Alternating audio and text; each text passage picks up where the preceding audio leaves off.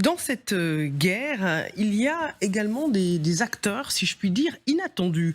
En Espagne, une académie de sécurité privée délivre des certificats d'aptitude pour combattre en Ukraine, et ce, dans la plus grande opacité.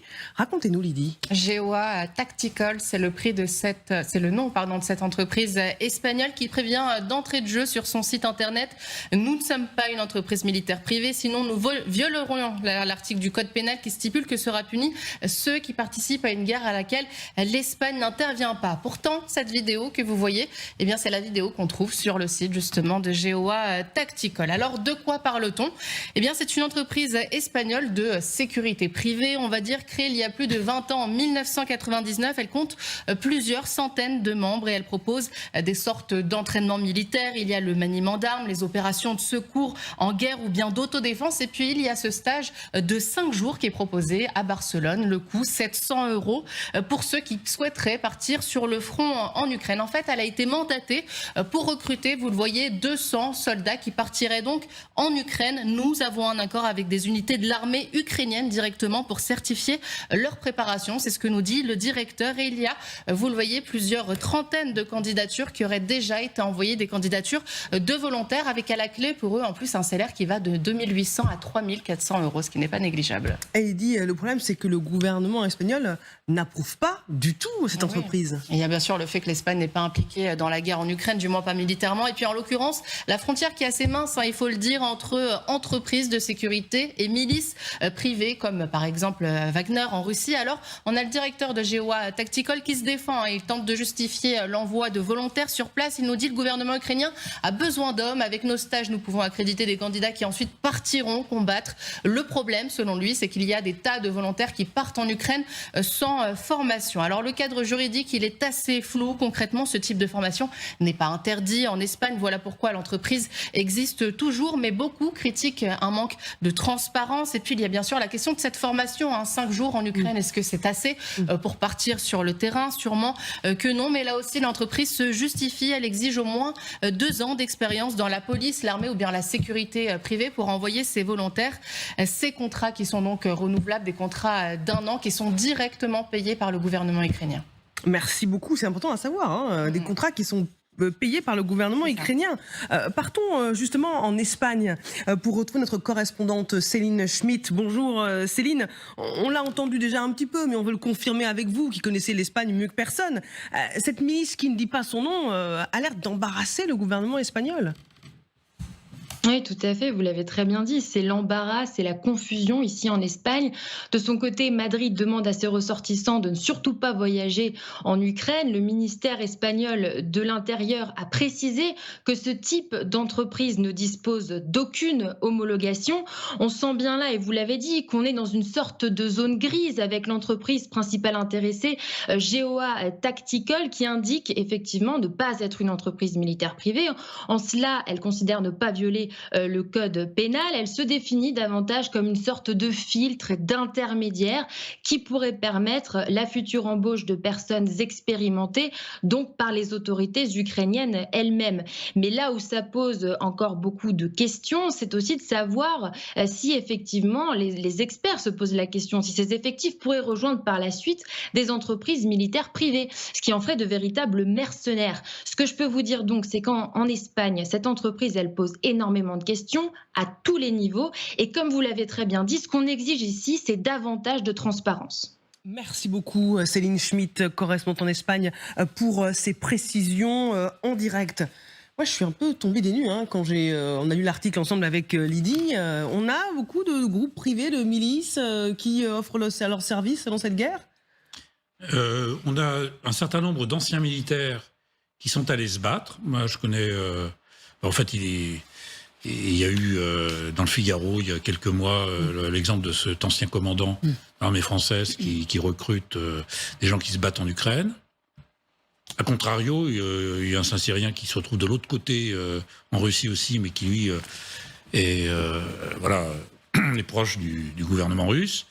Non, bah oui, vous avez une guerre quand même en Europe, avec une unité européenne, dont la France, l'Espagne, l'Allemagne, qui ont pris parti clairement pour l'Ukraine, qui s'est fait attaquer par la Russie.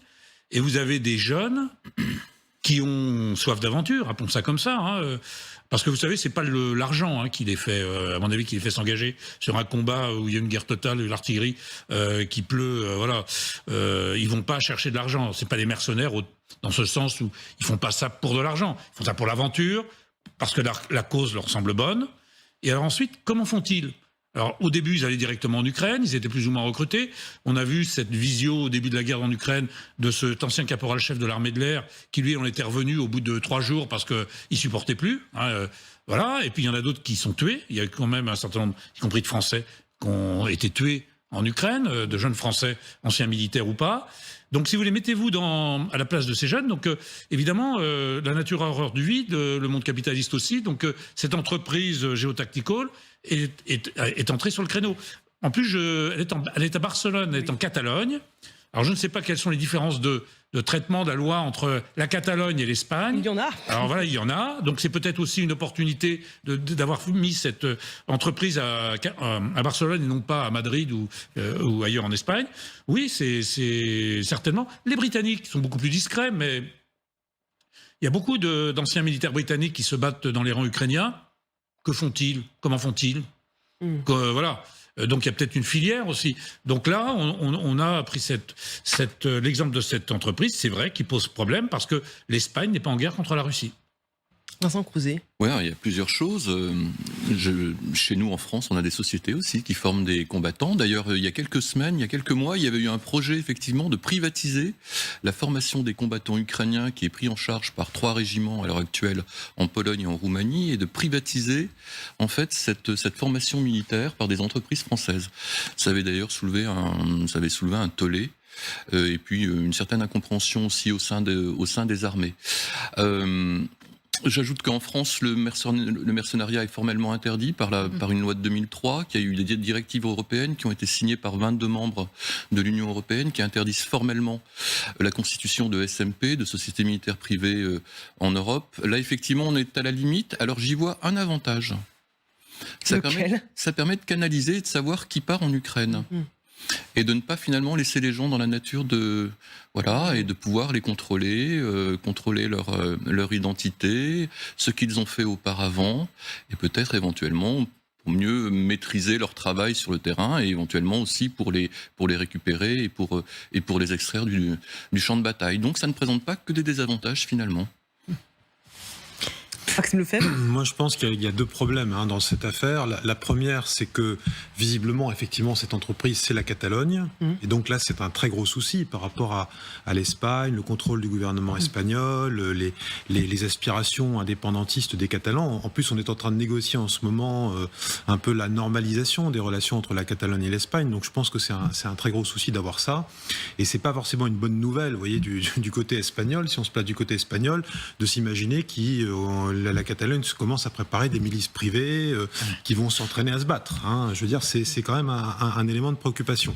Le deuxième élément, c'est effectivement d'éviter toute participation directe au conflit.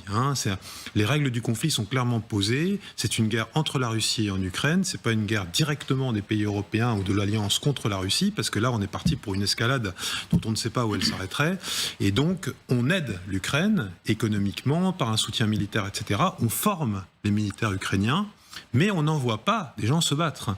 Et donc, il y a toujours eu, de la part de la communication officielle, une distinction très claire qui était faite. Nous, on n'encourage pas les gens à aller se battre. Et s'il y en a qui vont, ils y vont de leur propre initiative, mais on cherche bien à faire la distinction.